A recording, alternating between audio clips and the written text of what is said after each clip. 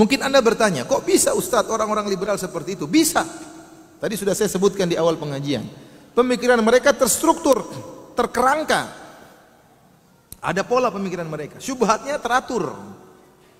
Sehingga muncullah orang liberal. Di Mesir banyak orang liberal. Indonesia sangat banyak. Saudi mulai muncul.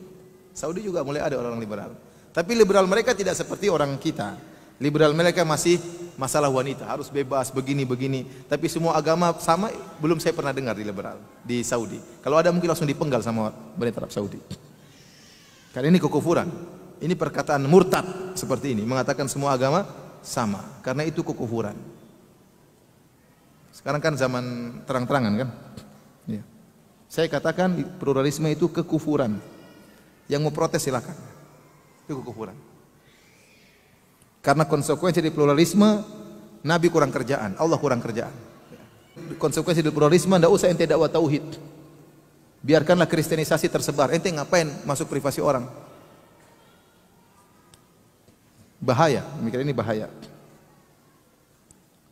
Taib. Jadi saya katakan, kenapa mereka bisa mengeluarkan fatwa yang aneh-aneh? Tadi kita sebutkan, homoseksual halal, ini halal, ini halal, ini halal. Ya. Karena pemikiran mereka terstruktur, terkerangka dengan baik. Dibangun di atas syubhat-syubhat yang menurut mereka kokoh. Saya akan sebutkan beberapa syubhat-syubhat tersebut. Tidak semuanya tentunya. Ya. Dan saya waktu menyampaikan syubhat-syubhat ini, saya bukan asal ngarang, tidak ya. Karena disertasi saya tentang pluralisme. Saya baca buku-bukunya Nur Khalis Majid, buku-bukunya Zuhair Misrawi, buku-bukunya Komarudin Hidayat, buku-bukunya Ulil Absar, ya, Harun Nasution, ya, Abdul Muhsin Ghazali. Itu bacaan saya sehari-hari sampai saya capek baca buku-buku mereka. Karena saya harus baca. Karena untuk menyusun apa? Disertasi. Taib. Adapun di antara syubhat mereka mengatakan ya, bahwasanya agama itu hanyalah sarana. Yang paling utama dalam kehidupan beragama adalah mencapai akhlak mulia. Nah, kalau seorang sudah mencapai akhlak mulia dengan agama apapun, maka dia sudah mencapai tujuan. Saya ulangi, agama itu hanyalah apa? Sarana. Semua agama menyuruh kepada keadilan. Semua agama menyuruh kepada akhlak yang mulia. Nah, kalau seorang sudah mencapai akhlak yang mulia dengan agama apapun, sudah benar, tidak jadi masalah. Ini syubhat mereka sering lontarkan. Dan saya ditanya oleh orang-orang juga. Ada dosen yang pernah tanya sama saya, Ustadz, menurut Anda Bunda Teresa di neraka? Pertama saya tidak tahu siapa Bunda Teresa itu ya. Saya tidak pernah WhatsAppan sama beliau ya. Terus kenapa? Yang katanya dia bukan beragama Islam. Saya bilang, kalau dia bukan beragama Islam, meninggal dalam kondisi musyrik di neraka. Harus di neraka. Ya. Tapi dia baik Ustaz. Wanita penuh sosial, baik dan macam-macamnya. Kebaikannya tidak ada manfaatnya. Dia tidak baik, tidak berakhlak kepada Allah Subhanahu wa taala meskipun berakhlak kepada manusia. Baik, bagaimana kita bantah syubhat ini? Jawabannya mudah. Islam menjunjung tinggi akhlak. Islam menyuruh kepada akhlak. Ya. Agama Islam terlalu banyak kita baca hadis-hadis Nabi, ayat-ayat Al-Quran menyuruh kepada akhlak yang mulia. Tetapi itu bukan tujuan yang paling utama. Tujuan yang paling primer adalah diturunkan agama adalah agar makhluk mentauhidkan Khalik. Agar makhluk mentauhidkan pencipta alam semesta. Dan Allah sudah nyatakan dalam surat Az-Zariyat. Kata Allah, "Wa ma khalaqatul jinna wal insa illa liya'budun." Tidaklah aku ciptakan jin dan manusia kecuali untuk mentauhidkan aku, untuk beribadah kepadaku. Tidaklah aku ciptakan jin dan manusia kecuali untuk beribadah kepadaku. Ini tujuan utama. Akhlak penting tapi dia bukan tujuan primer, dia sekunder. Yang pertama, bagaimana Anda bisa mentauhidkan pencipta. Apa hubungan paling kuat antara makhluk dengan penciptanya? Hubungan yang paling kuat adalah sang makhluk mengakui penciptanya sebagai Tuhan. Sang makhluk merendahkan dirinya kepada penciptanya. Itu yang paling penting. Bukan merendahkan dirinya kepada makhluk yang lain. Makanya dalam hadis Ibnu Mas'ud, Waktu Rasulullah SAW ditanya, ayu dzambi a'zam? Dalam hadis Abu Mas'ud, ayu dzambi a'zam? Dosa apa yang paling besar wahai Rasulullah? Kata Rasulullah SAW, anta ja'ala lillahi niddan wa huwa khalaqak. Engkau mengambil tandingan bagi Allah, engkau berbuat syirik padahal yang ciptakan kamu cuma Allah. Ini dosa yang paling besar. Percuma seorang berakhlak mulia kepada manusia tapi tidak berakhlak kepada Allah Subhanahu wa taala. Mau baiknya kayak apa, tapi kalau dia tidak berakhlak kepada Allah, menyembah selain Allah, maka dia telah melakukan dosa terbesar, mengakibatkan dia kekal dalam neraka jahanam. Saya sering kasih logika ya. Kalau ada orang tua, suami istri, kemudian istrinya mengandung seorang anak, setengah mati 9 bulan dalam perutnya, ya, betapa susah seorang wanita. Bayangkan, kita saja kalau taruh besi 3 kilo di perut kan gak enak terus. Ini 9 bulan bawa barang dalam perut, sehingga macam-macam susah, sakit, belum lagi ngidam yang aneh-aneh ya. Dia susah, suaminya juga susah ya. Tahu-tahu jam 12 malam minta gado-gado, cari di mana? Tahu-tahu tidak ingin cium bau keringat suaminya ya. Setengah mati, wahnan ala wahnin. Belum waktu melahirkan bertarung dengan kematian. Setelah melahirkan repot lagi menyusui dan nyebok dan macam-macamnya. Biaya sana sini orang tua kerja setengah mati, kemudian disekolahkan sampai SMP, sampai SMA, sampai kuliah. Kemudian sang anak sudah berhasil ngambil gelar S3, sudah punya pekerjaan. Tahu-tahu anak tersebut berbakti kepada bapak dan ibu yang lain. Kira-kira gimana? Kurang ajar atau tidak anak ini? Kurang ajar. Sama Allah menciptakan Anda, memberikan penglihatan, memberikan semuanya, rezeki, semuanya, sarana dan prasarana agar Anda beribadah kepada Allah. Ternyata Anda beribadah kepada makhluk semisal Anda, atau beribadah kepada makhluk yang lebih hina, batu dan pohon. Ini kesyirikan yang amat besar. Ibarat ada seorang laki menikah dengan seorang wanita, kemudian dia sudah mengeluarkan mahar, kemudian dia bayar lagi uang kepada mertua ya. Kalau orang Bugis ada namanya uang naik. Uang naik itu uang yang diberikan kepada mertua. Kalau orang Jawa kayaknya nggak ada kan, cuma mahar saja ya. Naik turun gratis ya. Sudah kasih uang lagi pada mertua, kemudian mahar, acara walimah, belikan emas ya. Kemudian mungkin istrinya suruh masukin salon supaya lebih cantik. Kemudian mungkin sudah bayar uang untuk sedot lemak, sedot ini, sedot anu. Sudah begitu cantik dicium sama laki-laki lain. Gimana kira-kira? Kurang ajar. Tidak tahu terima kasih. Nah, orang yang diciptakan oleh Allah, dia beribadah kepada selain Allah, ini orang musyrik. Orang yang tidak tahu diri. Meskipun dia akhlaknya super mulia sama orang lain, dia tidak berakhlak kepada Tuhan. Oleh karenanya Rasulullah SAW menyebutkan ada orang-orang yang akhlaknya top tapi masuk neraka jahanam. Contoh seperti Abu Talib. Abu Talib akhlaknya apa yang kurang baik? Mengurus anak yatim. Kata Rasulullah SAW, ana wa kafilul yatim fil jannah kahataini. Aku dan pengurus anak yatim di surga seperti ini, dekat, kata Nabi SAW. Apalagi anak yatim tersebut ternyata Muhammad SAW. Kemudian dia rela mati untuk membela ponakannya Muhammad. Siapa yang lebih baik dari Abu Talib? Antum saja jasanya tidak sebesar jasanya Abu Talib. Tapi Abu Talib di neraka jahanam. Ya. Dahdahin fi dahdahin minan nar. Dia berada di neraka jahanam yang paling ringan. Kalau apinya kena kakinya maka otaknya mendidih, kepalanya mendidih. Kata Rasulullah SAW, laula ana lakana fid darkil asfali minan nar. Kalau bukan karena saya, maka Abu Talib di neraka jahanam yang paling bawah. Ya, tapi dia masuk neraka. Kenapa? Meninggal dalam kondisi musyrik. Makanya dalam hadis riwayat Nasa'i yang disebutkan oleh Ibnu Hajar dengan sanad yang hasan, tatkala Abu Talib meninggal, Ali bin Abi Talib, anaknya datang kepada Nabi. Ali berkata, "Ya Rasulullah, inna ammaka asy-syaikh ad-dhal qad mat." Kata Ali dengan bahasa yang kasar, "Wahai Rasulullah, pamanmu," padahal bapaknya sendiri. "Wahai Rasulullah, pamanmu Abu Talib orang yang tua dan sesat sudah mati." Kata Rasulullah SAW, "Idhhab fawarih." Pergilah engkau wahai Abu Talib, kuburkan bapakmu. Kata Abu Talib, kata Ali bin Abi Talib, "La uwari, saya tidak mau kuburkan dia. Innahu mata musyrikan." Dia meninggal dalam kondisi syirik. Ali bin Abi Talib tidak mau menguburkan bapaknya. Kata Rasulullah SAW, "Idhhab fawarih." Pergilah engkau kuburkan. Akhirnya dikuburkan oleh Ali. Tapi asalnya Ali bin Abi Talib tidak mau kuburkan bapaknya. Kenapa? Kata Ali, "Innahu mata musyrikan." Dia mati dalam kondisi apa? syirik. Baiknya luar biasa, tapi di neraka jahanam. Contoh lagi ya adalah Amr bin Luhai al-Khuzai, pimpinan orang-orang kabilah Khuza'ah, pemimpin kota Mekah. Baiknya luar biasa, suka memberi makanan gratis kepada jamaah haji. Sangat terkenal kebaikannya. Tapi dia yang pertama kali membawa kesyirikan ke kota Mekah. Kata Nabi SAW, "Ra'aitu Amr bin Luhai al-Khuzai yajurru qasbahu finnar, li'annahu awwalu man sayyaba sawaib." Aku melihat Amr bin Luhai al-Khuzai menggeret ususnya di neraka jahanam, dan dia adalah orang yang pertama kali mengkeramatkan onta-onta di neraka. Kenapa berbuat syirik padahal baiknya luar biasa? Contohnya Abdullah bin Jud'an dalam Sahih Muslim.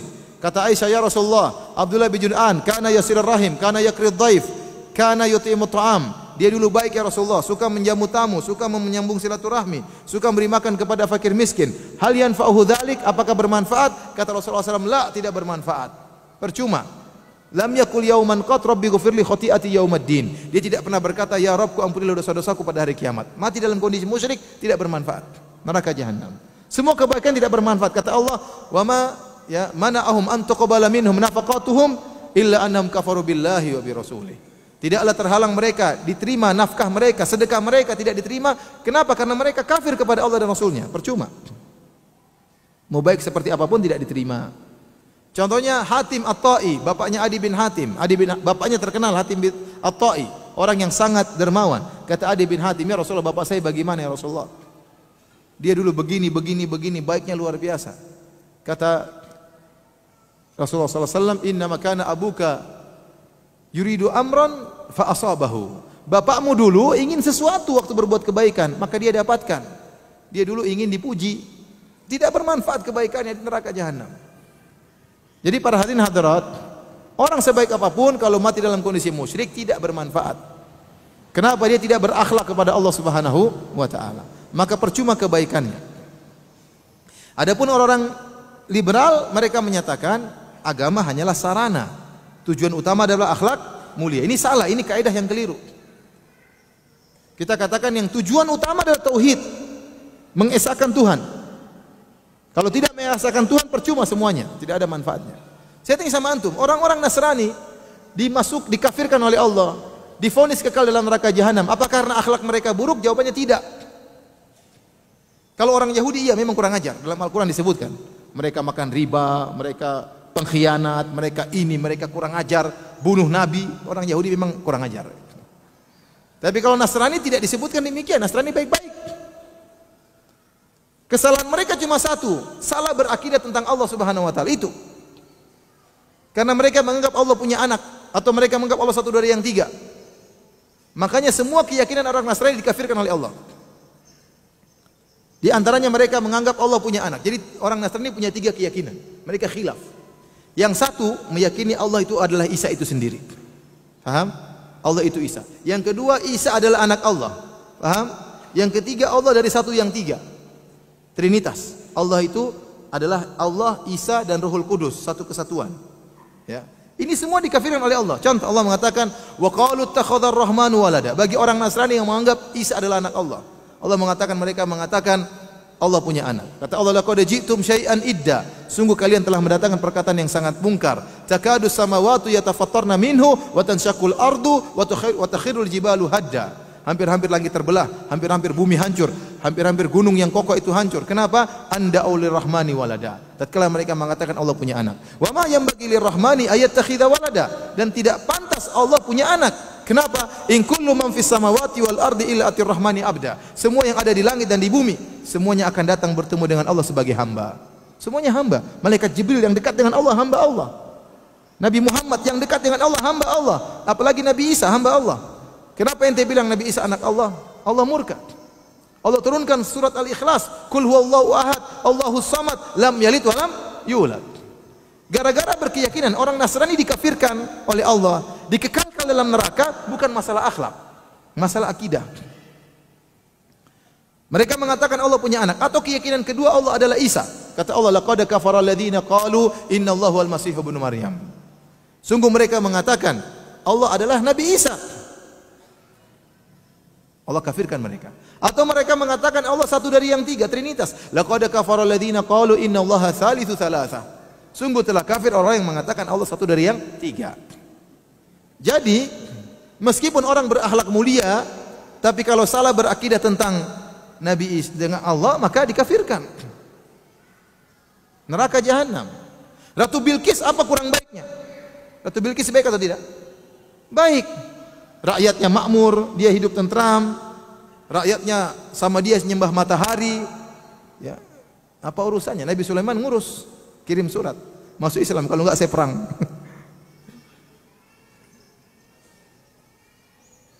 Jangan Nabi Sulaiman, burung hudhud tidak terima. Burung hudhud lapor kepada Nabi Sulaiman. Inni wajadtu imra'atan tamlikuhum wa utiyat min kulli syai' wa laha 'arsyun 'azim. Wajadtuha wa qaumaha yasjudun lis-syamsi min dunillah. Burung hudhud, burung tidak terima ada syirik. Lapor kepada Nabi Sulaiman. Wahai Sulaiman, saya melihat seorang ratu menguasai rakyatnya, mereka semua sujud kepada matahari. Burung hudhud tidak terima, lapor kepada Nabi Sulaiman. Ini orang liberal semuanya masuk surga. Lebih bahlul daripada burung hudhud. Baik. Jadi mereka dikafirkan bukan karena akhlak yang buruk, tapi karena apa? Akidah yang menyimpang. Karena akidah yang menyimpang. Jadi pernyataan orang liberal bahwasanya kalau orang berakhlak mulia pasti masuk surga, agama hanyalah sarana, ini batil, tidak benar. Yang benar agama diturunkan untuk menyuruh manusia makhluk menyembah kepada Khalik. Itu tujuan agama. Dan itu keyakinan semua agama seperti itu. Orang Nasrani suruh kita menyembah Nabi Isa supaya kita selamat, itu tidak. Orang Buddha menyuruh kita menyembah Buddha. Masalah akhlak masalah nomor 2, bukan nomor 1. Nomor 1 masalah peribadatan. Ini semua agama ngomong seperti itu. Kemudian orang-orang liberal bikin bid'ah baru. Katanya yang paling utama adalah apa? Akhlak. Ini dari mana seperti ini? Semua agama sepakat yang paling pertama adalah masalah peribadatan, masalah akidah. Jadi mereka bikin hal-hal baru yang tidak dikenal oleh agama-agama sebelumnya. Tapi sekarang saya tanya sama antum. Menurut kaidah orang liberal, berarti kalau ada orang PKI yang mengingkari adanya Tuhan baik, masuk surga atau tidak? Saya ulangi, saya tanya sama antum. Menurut orang liberal, kaidahnya orang liberal, kalau ada PKI yang baik, masuk surga atau tidak? Masuk surga atau tidak? Masuk surga. Ada orang ateis yang baik, masuk surga atau tidak? Masuk surga. Loh gimana dia masuk surga? Tuhan saja dia tidak percaya, surga apalagi tidak dia percayai. Ente masukkan dia, ngapain saya masuk surga? Saya tidak percaya sama surga. Yang penting ente masuk surga. Loh gimana? Dia sih tidak percaya sama surga. Makanya saya katakan tadi, harusnya orang liberal mengatakan bukan cuma di akhirat ada surga Islam, ada surga Islam, surga Yahudi, surga Nasrani, Buddha, Hindu, Konghucu, Laose, surga Ahmadiyah, surga Syiah, terus ada surga apa? PKI. Di paling pojok itu surga PKI. Kenapa? Itu PKI akhlaknya baik. Itu PKI akhlaknya baik, masuk surga. Taib, kita sudah paham ya, syubhat yang pertama dan kita sudah bantah. Taib, kita lanjutkan dengan syubhat yang kedua. Kalau butuh break kasih tahu ya. Habis syubhat kedua kita break dulu ya. Syubhat yang kedua, mereka mengatakan, ini sering mereka ungkapkan tatkala terjadi perdebatan. Mereka bilang, ya akhi, ente jangan monopoli kebenaran. Ya. Jangan ente monopoli kebenaran. Kebenaran di mana-mana. Kebenaran relatif. Tidak ada yang absolut. Jangan ente merasa ente benar sendiri. Ente jangan nyalahkan agama lain. Ente nyalahkan agama lain karena ente melihat dengan kacamata agama anda. Kalau anda pakai kacamata agama lain, anda pasti membenarkan mereka. Selalu begitu, selalu begitu. Jadi menurut mereka tidak ada kebenaran yang absolut. Semua kebenaran adalah nisbi dan relatif. Nisbi dan relatif. Tidak boleh seorang merasa paling benar, karena kalau anda merasa paling benar, berarti anda telah memonopoli kebenaran. Berarti kebenaran tersebut absolut. Yang benar, kebenaran tidak ada yang absolut, semuanya relatif dan semuanya nisbi. Dan semuanya nisbi. Ini sering mereka ungkapkan. Sering mereka ungkapkan. Taib. Bagaimana kita membantah hal ini? Jawabannya mudah. Bantahan pertama, kita mengatakan terlalu banyak perkara di alam semesta ini yang kebenarannya absolut, tidak relatif. Banyak sekali. Tidak ada khilaf di kalangan manusia bahwasanya itu seperti itu, tidak ada khilaf. Contoh, matahari di atas, apa ada yang khilaf? Ada yang khilaf atau tidak? Tidak ada. Bahwasanya api itu panas, ada perselisihan? Itu absolut atau relatif? Absolut. Bahwasanya satu adalah setengah dari dua, ada khilaf? Ada yang bilang 1/2 dari 4? Ada? Semua orang bilang 1/2 dari 2. Tidak ada khilaf. Banyak perkara-perkara yang absolut. Kenapa Anda relatifkan semuanya? Bahwasanya martel ini kalau ditaruh ke kepala Anda dengan kecepatan luar biasa bisa benjol kepala Anda. Masih ada yang mengatakan nisbi? Anda datang kepada ulil absar, Anda bilang, "Pak Ulil, ini martel kalau taruh di kepala Anda bisa bikin benjol." Ini absolut apa relatif? Ya. Oh, menurut Anda? Menurut Anda gimana? Coba. Nanti kita sudah pukul kepalanya dia benjol. Itu benjol. Itu benjol menurut Anda, menurut saya bukan benjol. Repot. Justru kata para ulama, karena ada perkara-perkara yang absolut yang kita sepakati, maka bisa terjadi kemaslahatan. Kalau semua orang relatif, semua perkara relatif, tidak akan bisa berjalan kemaslahatan. Contoh, kenapa penjahat ditangkap? Karena semua orang tahu penjahat itu buruk. Itu tidak ada yang mengambil harta orang itu, semua orang tahu itu buruk. Penjahat pun tahu itu buruk. Perampok pun tahu dia melakukan keburukan. Tidak ada khilaf dalam hal ini. Ente kok ngambil barang orang? Paham? Karena kita sama-sama meyakini mengambil barang orang dalam tanda kutip mencuri itu buruk, makanya ada peraturan orang mencuri ditangkap. Seandainya mencuri itu pun relatif, gimana coba? Coba kalau polisi mau tangkap mencuri, pencuri, saya tangkap kamu, jangan dulu. Kenapa ditangkap? Kamu salah. Itu kan menurut Bapak. Menurut saya tidak salah. Repot kan? Repot. Ada orang melanggar lalu lintas, tangkap. Kenapa ente melanggar lalu lintas? Kenapa? Itu karena ente tadi lampu merah, ente lewat. Itu kan merah menurut Bapak, menurut saya hijau. Gimana? Repot. Kalau semuanya relatif, tidak akan berjalan kehidupan ini. Justru karena ada perkara-perkara yang absolut yang kita yakini bersama, maka berjalanlah norma-norma dan nilai-nilai kehidupan. Kalau istilah dalam bahasa sosial apa? Norma-norma dan nilai-nilai. Disepakati oleh kita semua. Mengambil barang orang itu tidak boleh, sepakat, nggak ada yang bilang tidak baik. Pencuri pun tahu itu tidak baik. Ini bantahan. Bantahan berikutnya kita katakan kepada orang-orang liberal, kalau Anda menyatakan bahwasanya semua kebenaran adalah relatif, tidak ada yang absolut, tidak ada yang pasti, kita katakan maka kaidah Anda ini pula juga relatif. Jangan Anda absolutkan. Anda mengatakan semua kebenaran adalah apa? Relatif, tidak ada yang absolut. Nah, praktekkan kaidah ini pada kaidah Anda sendiri. Berarti kaidah Anda semua kebenaran relatif itu juga relatif. Paham? Paham atau tidak? Saya ulangi, kayaknya tidak paham. Anda mengatakan semua kebenaran apa? Relatif. Semua teori relatif. Kita katakan teori Anda bahwasanya semuanya kebenaran itu relatif, kalau begitu juga relatif. Maka jangan Anda merasa ini absolut. Kalau begitu Anda jangan protes sama orang kalau ada orang yang menganggap itu absolut. Karena kaidah Anda untuk memprotes dia juga relatif. Paham? Ya sudah kalau udah paham, alhamdulillah. Kok Ustaz kok bisa mereka mengatakan demikian? Mereka sebutkan dalil-dalil. Ya. Kata mereka ayat-ayat menyebutkan bahwasanya yang tahu kebenaran cuma Allah. Ente tidak tahu. Yang tahu kebenaran cuma siapa? Allah. Kita bilang benar, saya sepakat dengan Anda, yang tahu kebenaran cuma siapa? Allah. Justru karena Allah yang tahu kebenaran, Allah turunkan kebenaran tersebut dalam Al-Quran dan melalui lisan nabinya, melalui sunnah Nabi SAW. Apakah masuk akal ada Tuhan yang bijak menyuruh kita mencari kebenaran sementara kebenaran tidak ada yang tahu kecuali Dia? Kalau ada Tuhan seperti Tuhan Bahlul namanya, masa Tuhan suruh kita cari kebenaran terus kita tidak ada barometer kebenaran, yang tahu cuma saya, Tuhan cuma yang tahu, terus ngapain kita disuruh cari kebenaran? Paham? Tatkala Allah tahu kebenaran, maka Allah turunkan kebenaran tersebut dalam Al-Quranul Karim. Kitabul Huda, kitab petunjuk.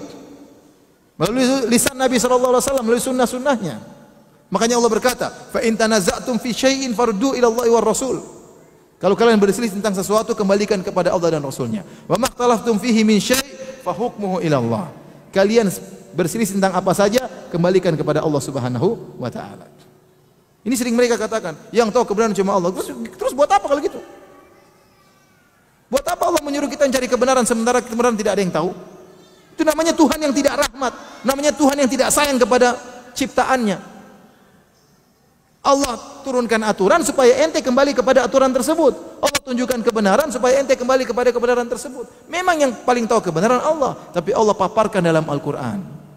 Allah paparkan melalui sunnah-sunnah Nabi Sallallahu Alaihi Wasallam. Paham insyaallah? Taib. Kita break dulu ya. Break dulu biar antum fresh, antum mau makan-makan, mau minum-minum silakan.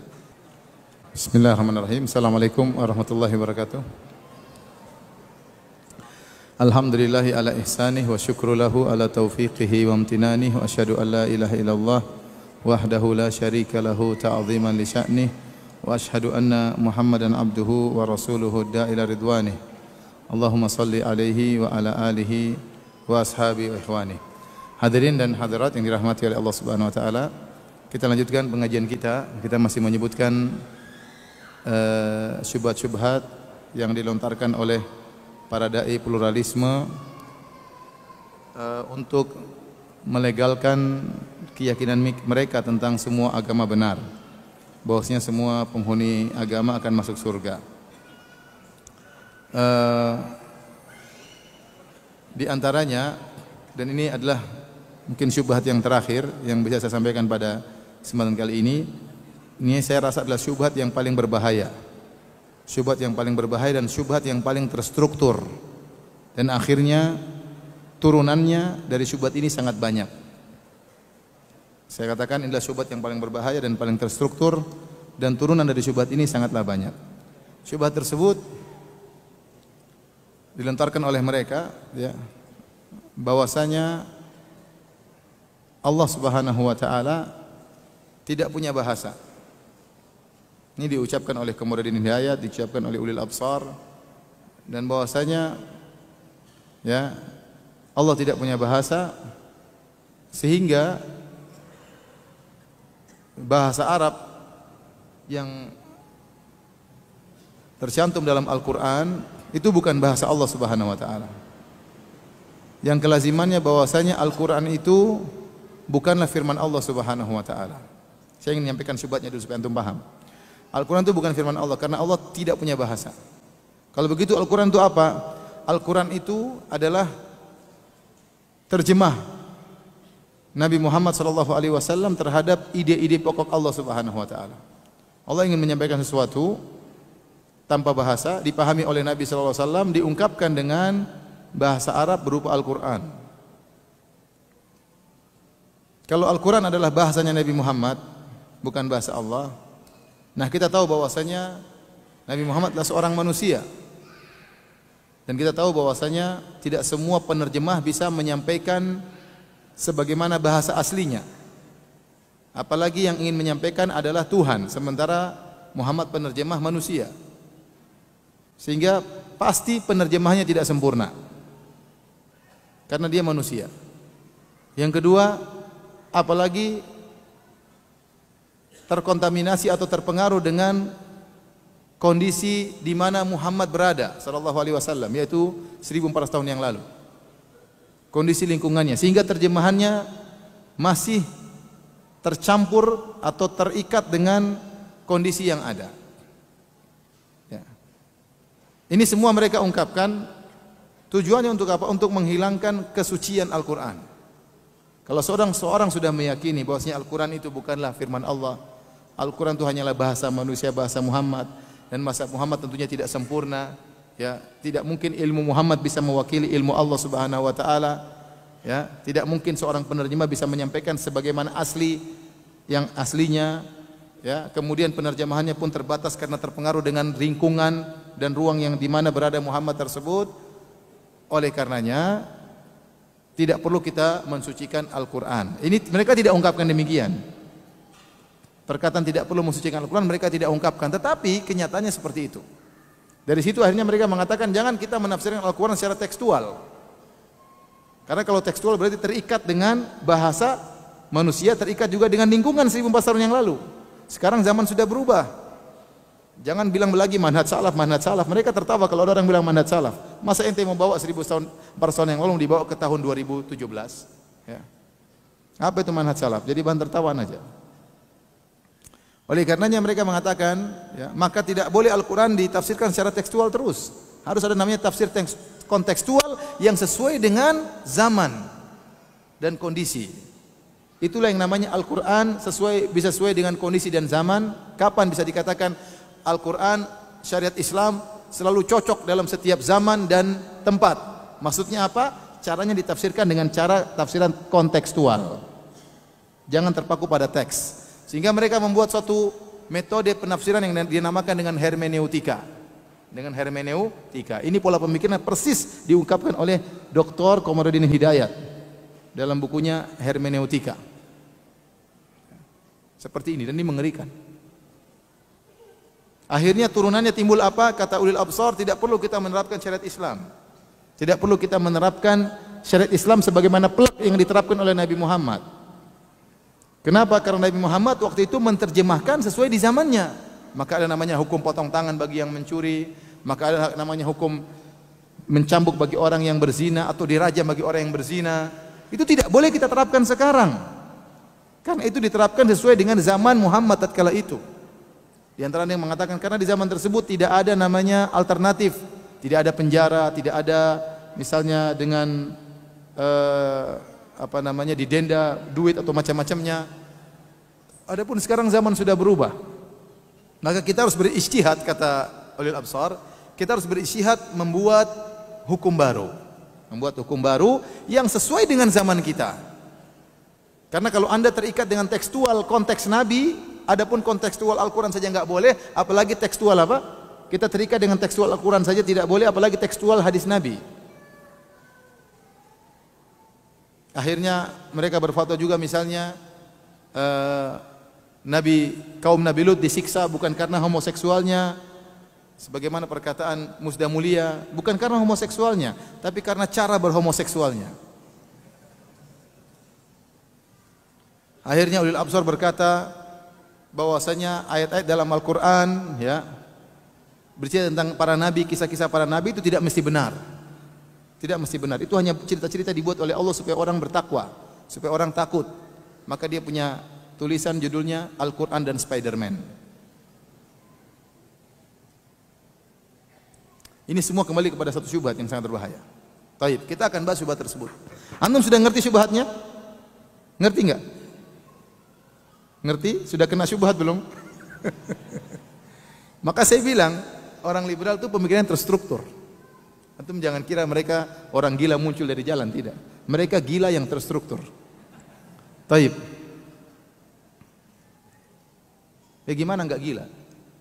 Bilang Allah saja membolehkan kita menyembah Tuhan yang lain, apalagi hanya sekedar bermaksiat. Ini gila atau tidak? Orang gila aja enggak ngomong kayak gitu. Makanya saya katakan dia gilanya terstruktur. Mengerikan.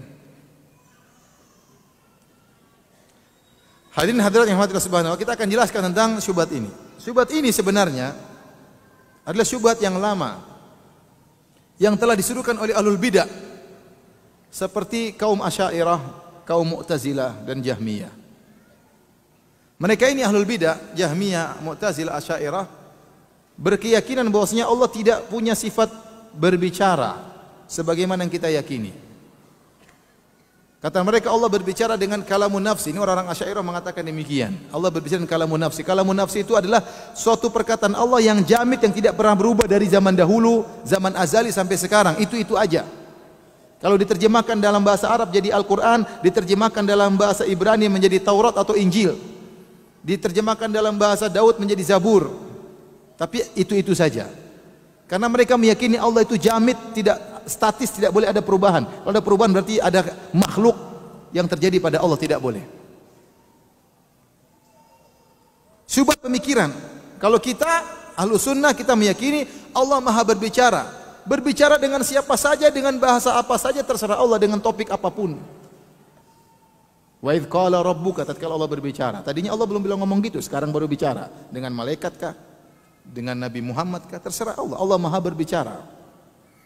Sehingga tatkala mereka punya syubhat, mereka mengatakan Allah tidak boleh berbicara dengan bahasa, tidak boleh berbicara dengan huruf, tidak boleh berbicara dengan suara. Karena kalau Allah berbicara dengan suara dan huruf, berarti Allah seperti manusia.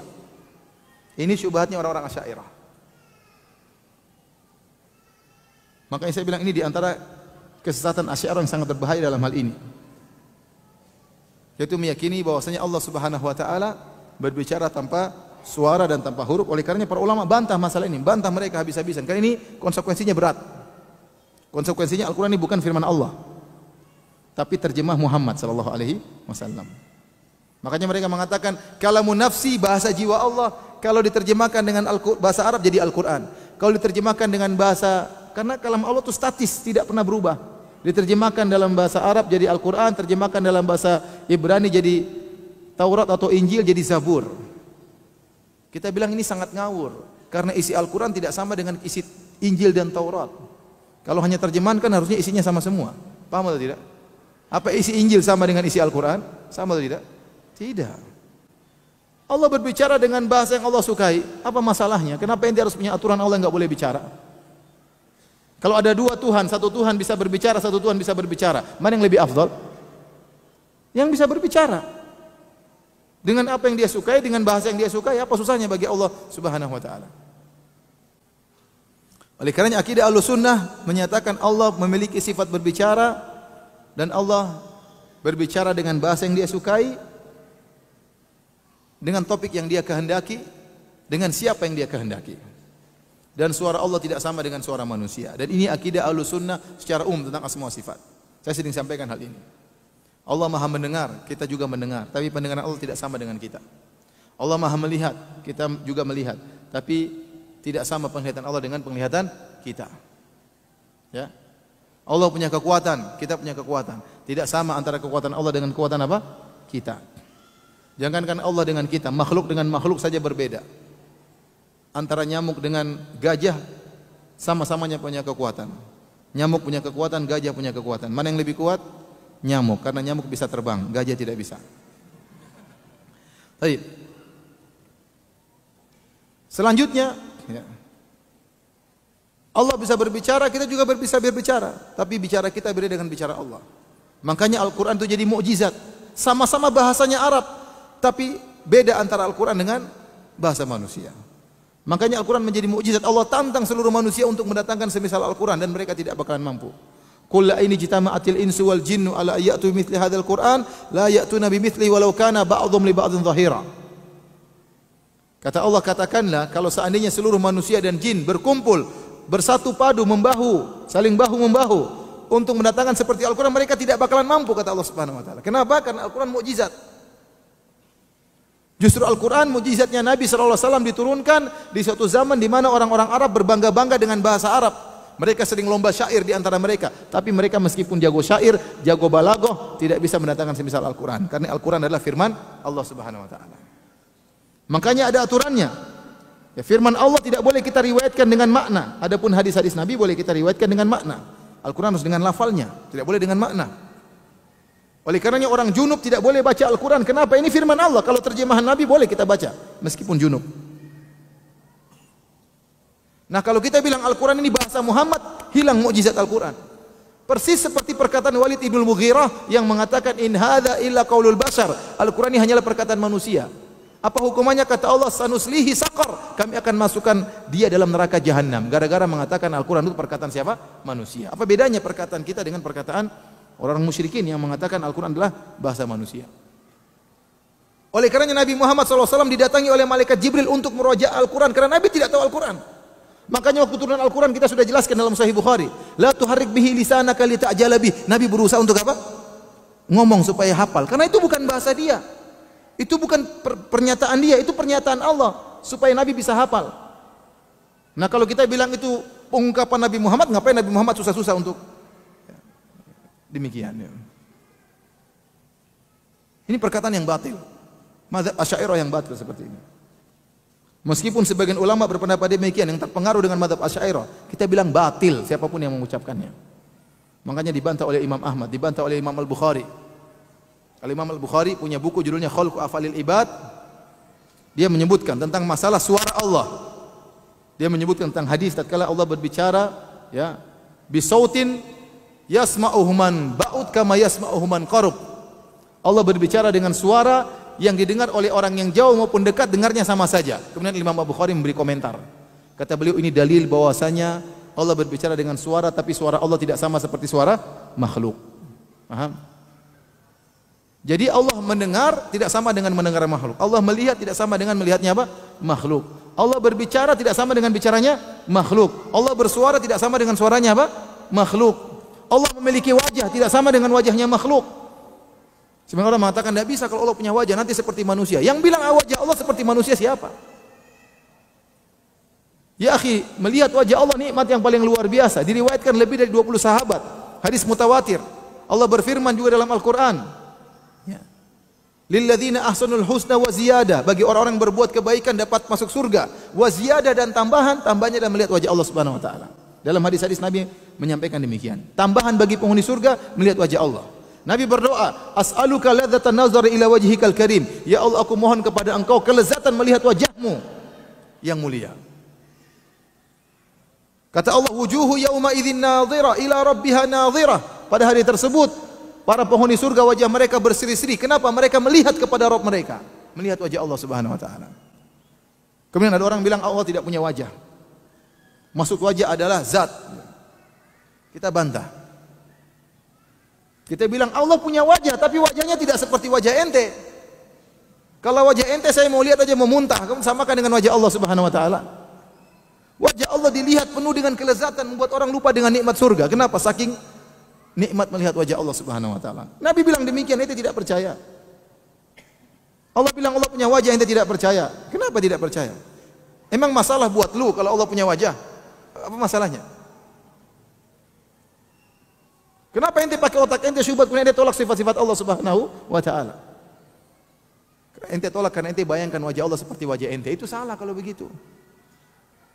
Kalau ente tidak tahu bagaimana zat Allah, ente tidak bakalan tahu bagaimana wajah Allah Subhanahu wa taala. Ya sudah, ente beriman saja. Bagaimana ente tidak tahu? Kata para salaf, amir ruha kama ja'at bila saif. Bila kaif, amir ruha kama ja'at bila kaif. Terimalah ayat-ayat yang datang tentang sifat-sifat tanpa membagaimanakannya. Tanpa membagaimanakannya. Bantahan kedua kita katakan, benar dalam bahasa Arab wajah itu bisa mewakili zat. Seperti kita mengatakan, saya tidak melihat batang hidungnya. Maksudnya tidak melihat wajah seluruhnya, bukan batang hidungnya datang sendirian tanpa badan, enggak.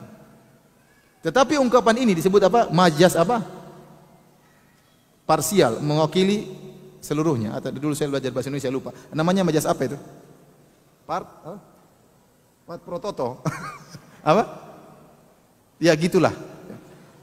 Hah? Pars prototo. Susah sekali.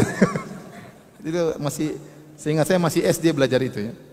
Pars prototo. Subhanallah, ente membuat saya nostalgia kembali ya. Pelajaran SD ya. Jadi memang benar batang hidung atau wajah bisa mewakili zat.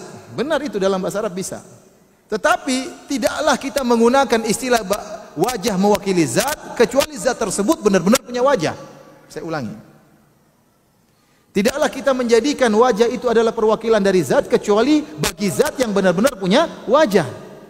Tangan panjang bisa artinya mencuri kalau dalam bahasa Indonesia. Dalam bahasa Arab tangan panjang itu suka dermawan. Namun tidak bisa kita ungkapkan kecuali pada zat yang benar-benar punya tangan, ya atau tidak? Kita pernah bilang tangan meja, nggak ada karena meja nggak punya tangan. Yang kita bilang kaki meja. Justru tatkala Anda mengatakan wajah ada perwakilan dari zat, kita katakan justru itu menunjukkan Allah punya wajah yang hakiki. Karena tidaklah digunakan pars prototo kecuali pars tersebut atau toto tersebut punya pars tadi. Paham? Karena toto tadi punya pars maka bisa digunakan pars untuk mewakili si toto. Paham? Demikian juga tatkala kita berbicara tentang bahas suara Allah. Ya sudah, Allah berbicara dengan suara. Didengar oleh Nabi. Didengar oleh Nabi Muhammad SAW, didengar oleh Nabi Isa AS. Terjadi dialog antara para Nabi dengan Allah. Kata Nabi Musa AS, Rabbi arini anzur ilaik. Ya Allah, Saya ingin lihat engkau, tunjukkanlah dirimu padaku. Kata Allah, qala lan tarani, kau tidak bisa lihat. Dialog atau tidak? Dialog. Nabi Ibrahim berkata, Rabbi arini kaifa tuhyil mauta. Ya Rabb, kau tunjukkanlah kepadaku bagaimana kau menghidupkan yang mati. Kata Allah, kata Allah Subhanahu wa taala, qala awalam tu'min, apa kau tidak beriman? Nabi Ibrahim jawab lagi, qala bala walakin liyatma'inna qalbi. Saya beriman tapi supaya semakin mantap imanku. Terjadi dialog. Nabi Muhammad SAW datang ke mana?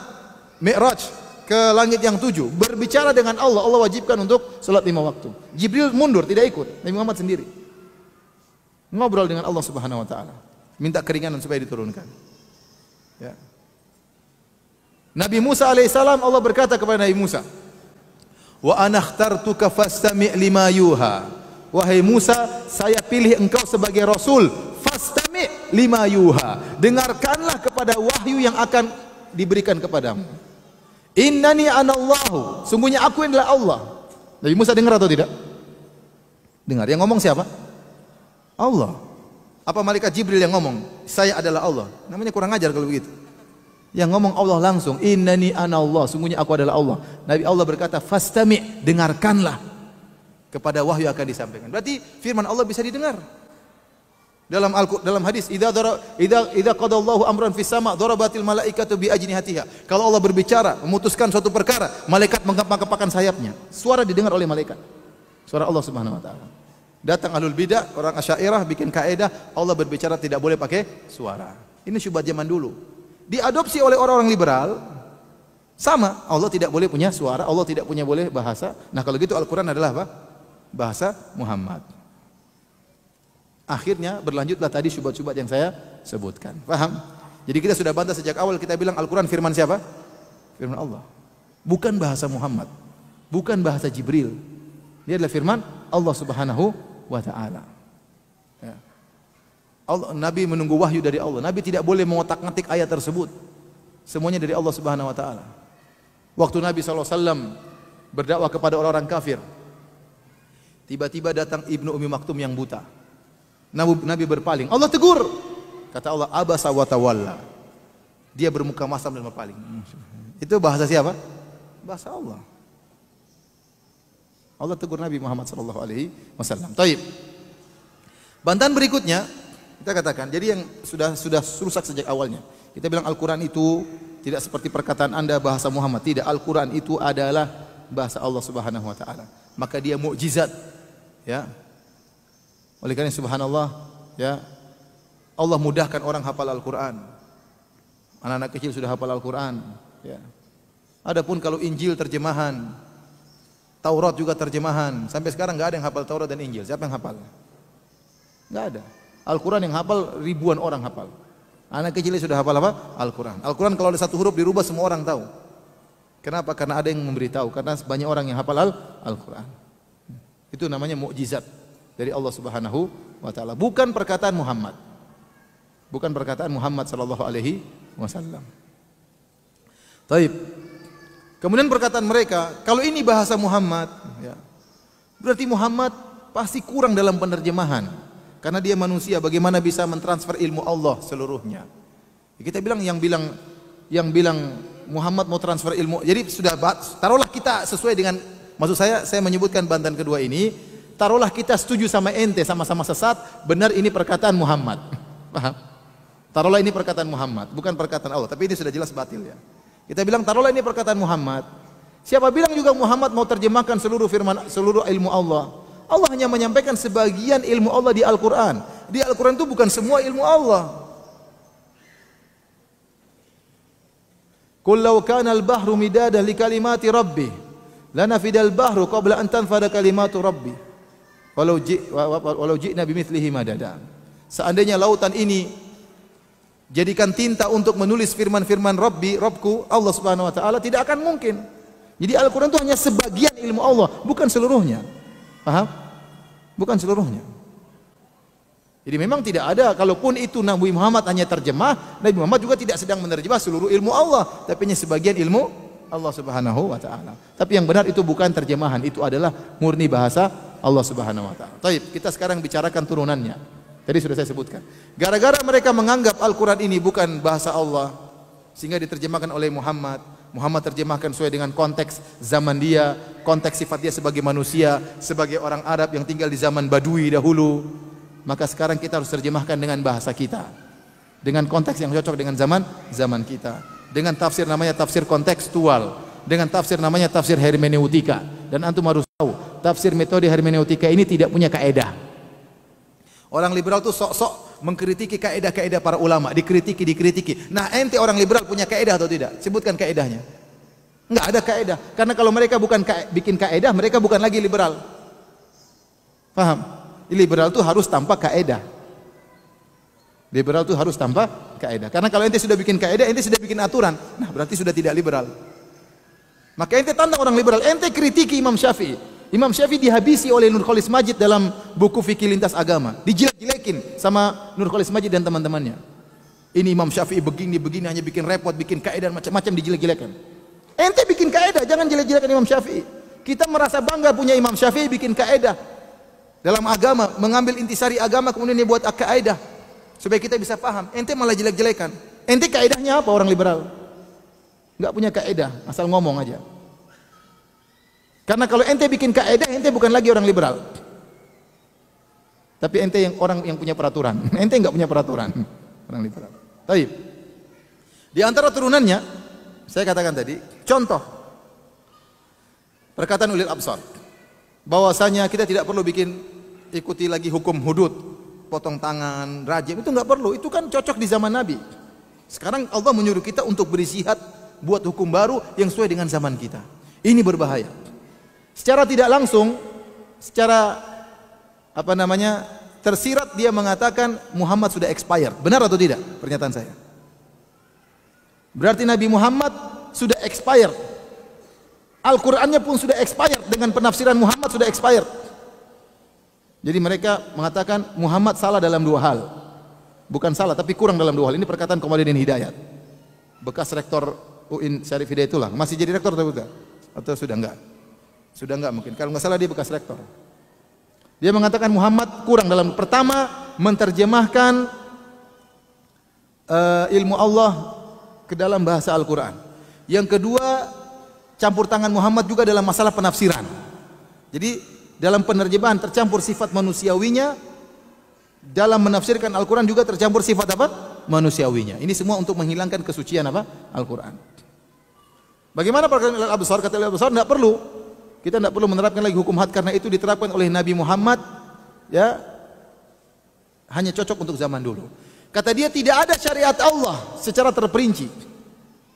Yang ada syariat Allah secara global. Allah ingin keadilan, Allah ingin kebersamaan, Allah ingin kesamaan, Allah ingin kemanusiaan. Nah, itu diterjemahkan oleh Muhammad sesuai dengan zaman dia. Sekarang kita menerjemahkan keadilan, kemanusiaan, kebersamaan dan macam-macamnya dengan yang sesuai dengan syariat kita, sesuai dengan zaman kita. Ini melazimkan Muhammad sudah expire pertama. Yang kedua, ya sudah enggak usah pakai Al-Qur'an kalau begitu. Al-Qur'an buang saja, hadis-hadis buat saja. Kan kata Anda, yang penting Allah itu ingin ide-ide pokok. Ide pokok Al-Qur'an itu apa? Kemanusiaan, kebersamaan, keadilan, kesamaan, kemanusiaan. Ini ide-ide pokok. Nah, kalau diterjemahkan dengan hadis-hadis Nabi, itu terjemahan yang benar di zaman Muhammad. Kalau zaman sekarang sudah enggak cocok. Ya sudah kalau gitu ngapain pakai Al-Qur'an? Al-Quran buang, hadis buang, Al-Quran buang, sudah terjemahan sendiri aja, bikin hukum baru. Ini berbahaya. Ini kekufuran.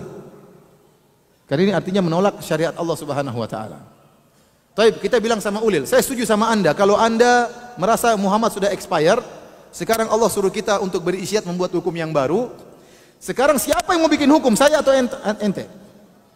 Siapa yang disuruh berisyad oleh Allah? Siapa yang mau jadi nabi baru dalam hal ini? Mengganti kedudukan Muhammad. Benar atau tidak?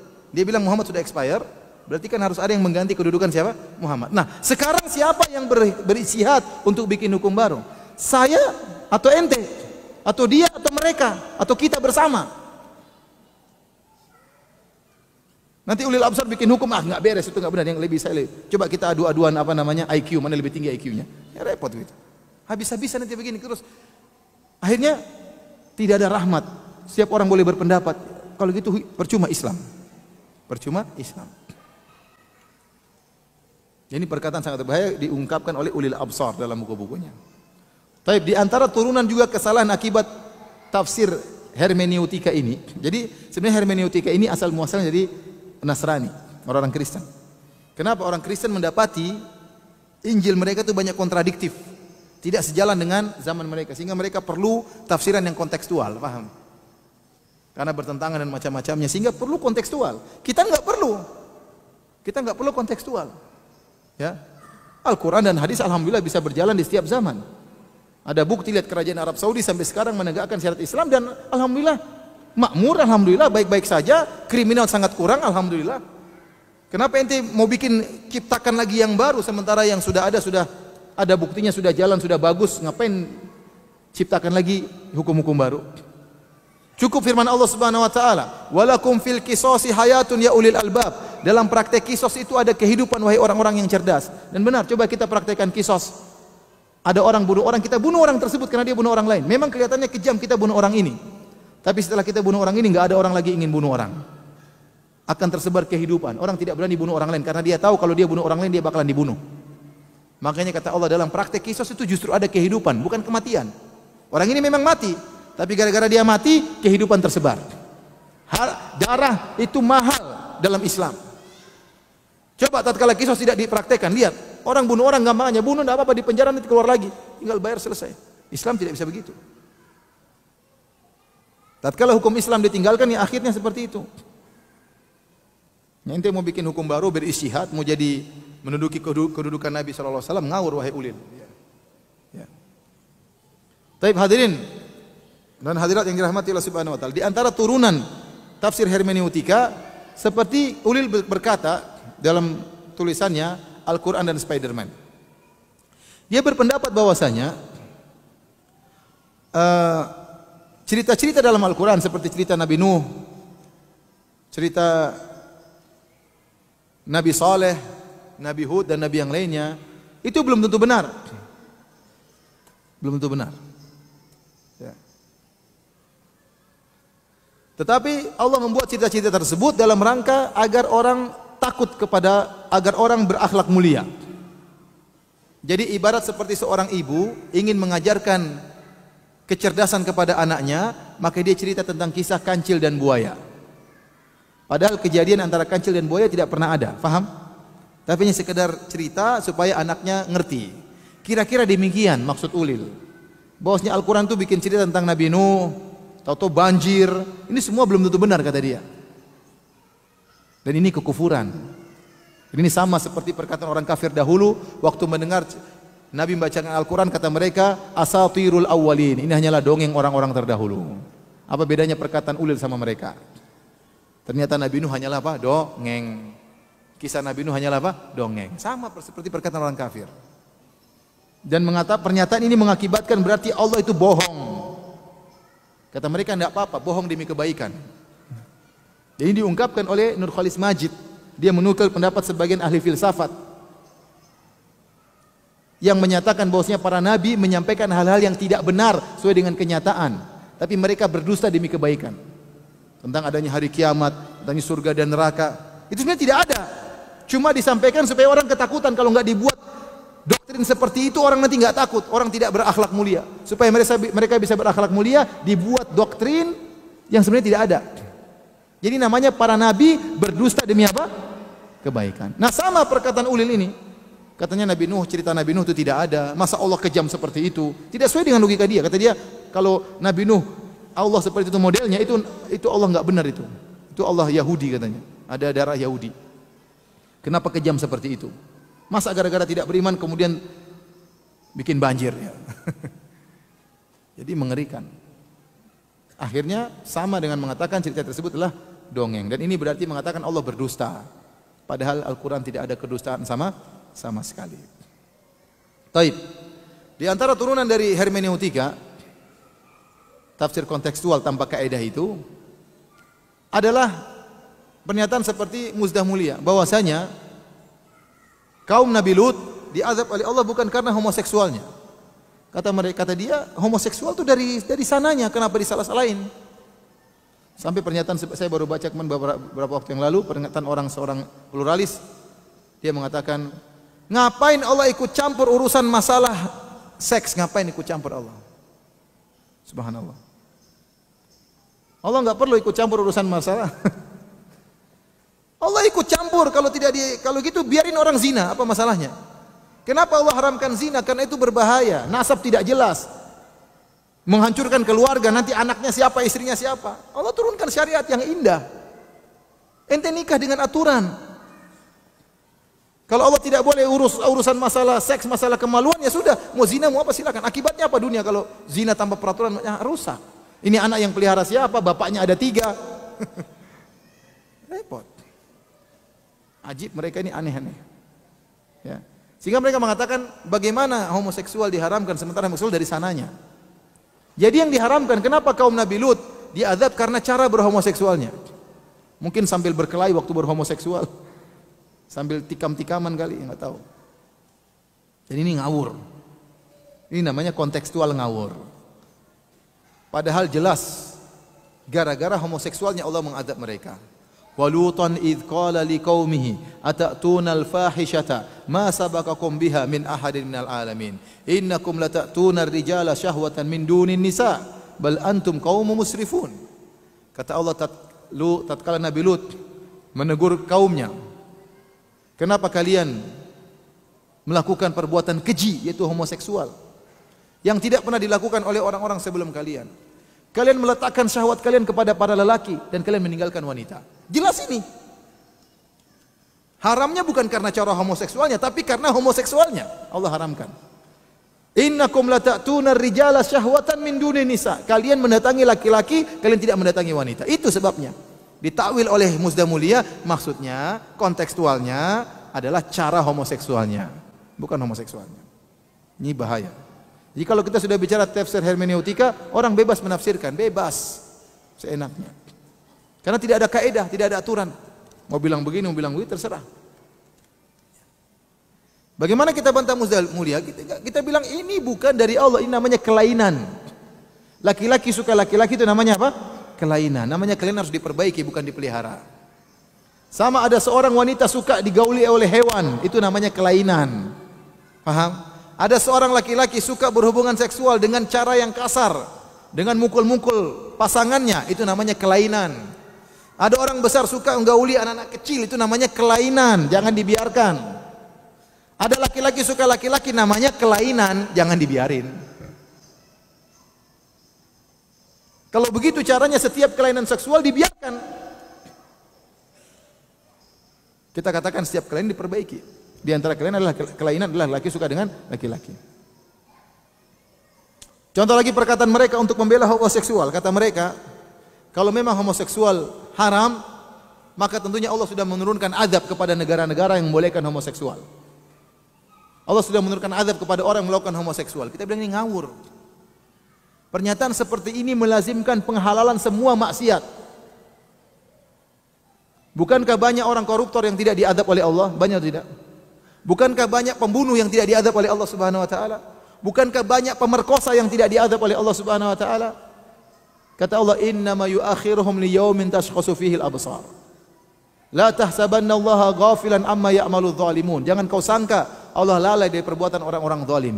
Innama yu'akhiruhum, Allah menunda nanti hukumannya. Tidak mesti orang bermaksiat sekarang kemudian dihukum oleh Allah sekarang. Kita bilang kamu kesini yang bilang homoseksual halal. Kalau saya penggal kepalamu sekarang, terus saya tidak dihukum, berarti halal memenggal kepalamu. Paham? Paham atau tidak? Ini perkataan berbahaya.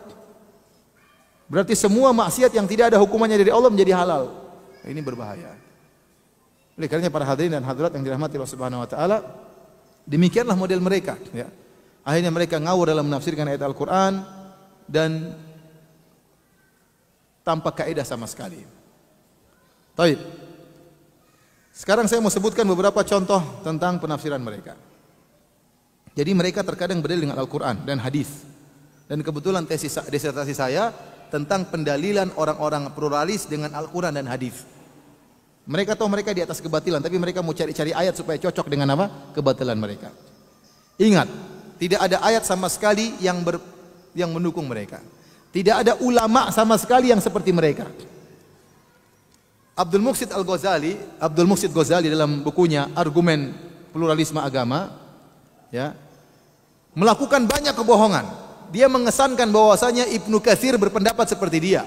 Dia mengesankan bahwasanya Rashid Ridha berpemahaman seperti dia. Dia mengesankan Al-Qurtubi berpemahaman seperti dia. Enggak ada ahli tafsir yang liberal itu, enggak ada. Itu ngawur total. Tapi mereka melakukan kebohongan, motong-motong perkataan ulama, bahkan motong-motong ayat. Sama dilakukan oleh Zuhair Al-Musrawi. Motong-motong ayat, dalil enggak nyambung. Jadi cara penilaian mereka itu seperti ini kira-kira. Fawailul lil musallin, titik. Celaka orang-orang yang salat, selesai. Tidak dilanjutkan. Alladzina hum an salatihim apa? Sahun. Yaitu orang yang lari dari salatnya. Jadi, fawailul musallin, celaka orang salat binasa, titik, sudah. Dia enggak lanjutkan ayatnya. Mereka seperti itu sering. Contoh pendalilan mereka tentang bolehnya berakidah, bolehnya kafir, bolehnya tidak menyembah Allah, boleh. Kata mereka, faman syaa'a falyu'min wa man syaa'a falyakfur. Allah yang bilang, barang siapa yang ingin beriman silakan, barang siapa yang ingin kafir silakan. Kan bebas, kenapa ente atur-atur? Allah saja boleh. Ya akhi, ayat itu didatangkan oleh Allah untuk mengancam, bukan untuk membolehkan. Lanjutkan ayatnya. Allah mengatakan, inna a'tadna jahannama lidzalimina naran ahata bihim suradikuha. Inna a'tadna lidzalimina naran ahata bihim suradikuha. Lanjutan ayatnya, Allah menyiapkan api neraka jahanam bagi orang-orang zalim. Ayat selanjutnya tidak dibaca. Jadi kaidah mereka apa? Fawailul lil musallin, celaka orang salat, titik. Zuhair Musrawi contohnya, lihat Islam adalah agama rahmat, kenapa kita nyala-nyalakan orang? Nabi Sulaiman saja waktu ngirim surat kepada Ratu Bilqis, Bismillahirrahmanirrahim, dengan Allah Maha Pengampun lagi Maha Penyayang. Lanjutkan ayatnya, jangan stop di situ. Apa ayatnya selanjutnya? Wahai Bilqis, datang masuk Islam, kalau enggak saya perangi. Kan begitu ayatnya selanjutnya. Selalu dalilnya begitu. Contoh kata mereka semua agama benar. Memang Allah ingin kita berbeda-beda, tidak boleh satu model. Allah berfirman dalam Al-Qur'an, "Walau sya'allahu laja'ala ummatan wahidatan." Ya.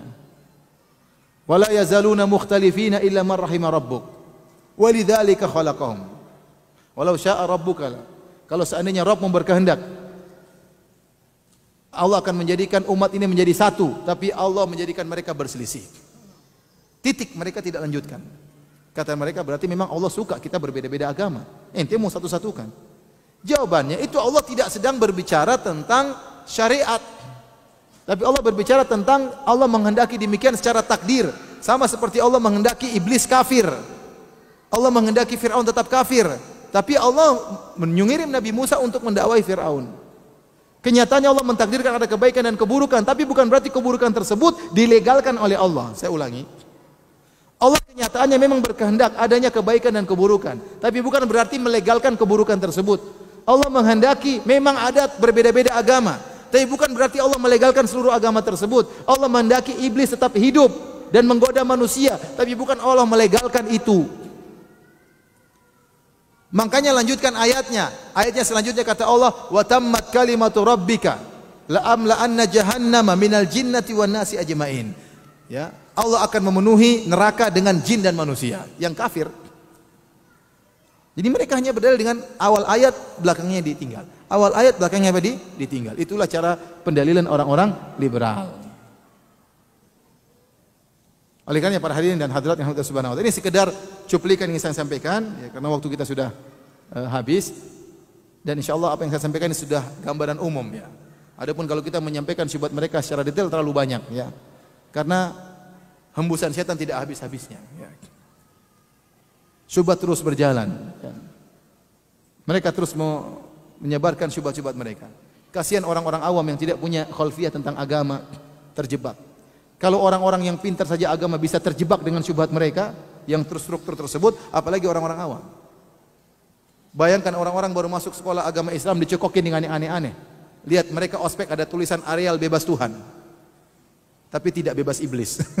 Areal bebas Tuhan. Kemudian mereka berzikir anjing hu akbar, enggak kurang ajar. Subhanallah. Ya, ini berbahaya seperti ini, tidak main-main. Ini saya katakan lagi, pluralisme itu bukan sekedar haram, tapi apa? Kekufuran. Ya. Demikian para hadirin hadirat yang dirahmati Allah Subhanahu wa taala. apa yang saya sampaikan pada kesempatan kali ini.